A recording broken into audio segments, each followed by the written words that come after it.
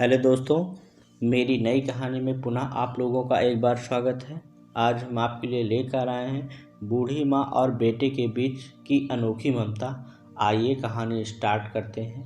3 साल हो चुके थे बेटे को अपना घर छोड़कर विदेश में बसे हुए। इन 3 सालों में बूढ़ी माँ और ज़्यादा बूढ़ी हो गई थी। 75 वर्ष की उम्र में सुलोचना देवी की याददाश्त काफ़ी कमज़ोर होती जा रही थी। उन्हें रोज़मर्रा की चीज़ें याद न रहती, लेकिन जो उन्हें हमेशा याद रहता वह था उनका बेटा। दिन हो या रात, एक पल भी ऐसा न होता जब उन्हें अपने बेटे की याद न आती। दूसरी तरफ बेटा था, जो साल भर में एकाध बार अपनी माँ को फ़ोन कर लिया करता और 1-2 मिनट से ज़्यादा बातें भी न किया करता। फिर भी यह बूढ़ी माँ टकटकी लगाए अपने बेटे का इंतज़ार करती रहती। एक दिन बेटे का विदेश से फ़ोन आया। हेलो हेलो, सुन रही हो ना माँ? अनिल बोल रहा हूँ, तुम्हारा बेटा। कैसी हो माँ? मैं ठीक हूँ बेटा। तुम, बहू और मेरा पोता कैसा है? माँ ने पूछा। सब अच्छे हैं माँ। मैं अगले हफ्ते गांव आ रहा हूँ तुम्हें लेने। अब हम सब साथ में ही लंदन में रहेंगे।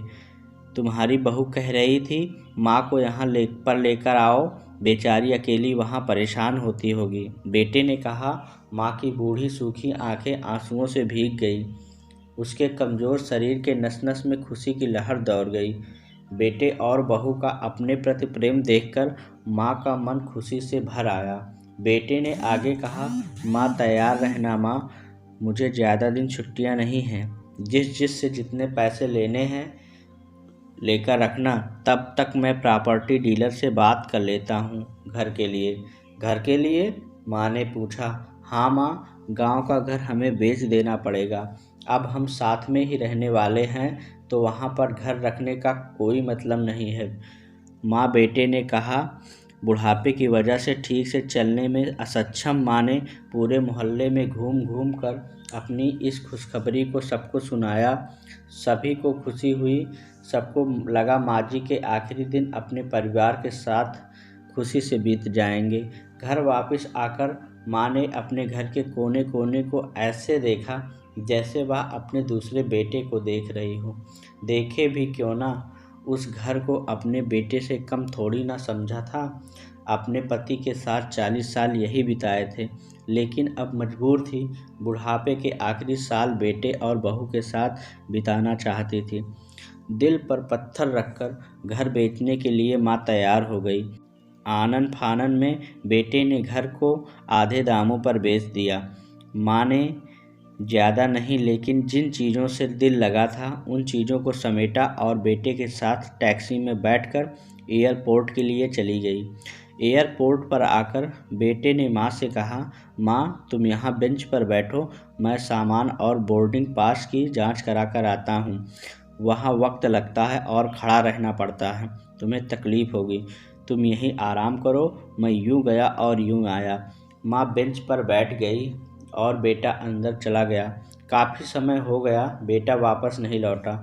माँ सोचने लगी, ज़्यादा भीड़ होगी इसलिए देर लग रही होगी। अंधेरा होने को आया। अब तो लोगों की चहलकदमी भी कम होने लगी। माँ को अब चिंता होने लगी। एक कर्मचारी ने आकर पूछा। किससे मिलना है माँ जी आपको? यहाँ पर क्यों बैठी हैं? डरती हुई आवाज़ में सुलोचना देवी बोली। मेरा बेटा अंदर सामान की जांच कराने गया है। लंदन जा रहे हैं हम। क्या नाम है माँ जी आपके बेटे का?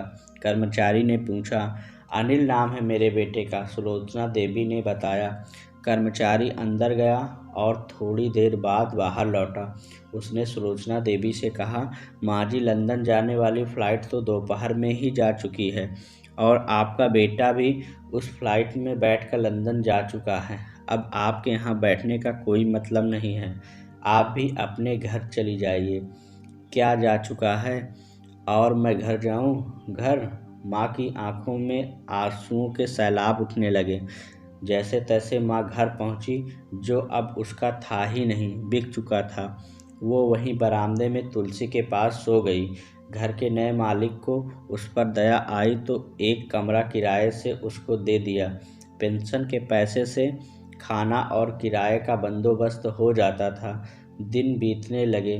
कुछ दिनों बाद घर के नए मालिक ने सुलोचना देवी से कहा, माँ जी, आप अपने रिश्तेदारों के यहाँ पर जाकर क्यों नहीं रहती? इस उम्र में आपके लिए वहीं अच्छा होगा। अच्छा तो होगा, लेकिन अगर मेरा बेटा वापस आया तो उसका ख्याल कौन रखेगा? मेरा बेटा बहुत भोला है, उसे अपना ख्याल रखना बिल्कुल नहीं आता। मैं कहीं नहीं जाऊंगी, क्या पता कब उसे मेरी ज़रूरत पड़ जाए, माँ ने कहा। तो दोस्तों, सच बता रहा हूँ, माँ की ऐसी बातें सुनकर मेरी आंखों में आंसू आ गए। किसी ने सच ही कहा है, पूत कपूत हो सकता है, लेकिन माता कभी कुमाता नहीं होती।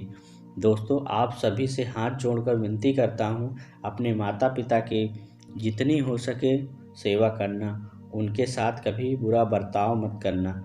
आशा करते हैं दोस्तों, यह कहानी ज़रूर पसंद आई है। अगर कहानी ज़रूर पसंद आई हो तो हमारी कहानी को लाइक, कमेंट और चैनल को सब्सक्राइब ज़रूर करिएगा। धन्यवाद।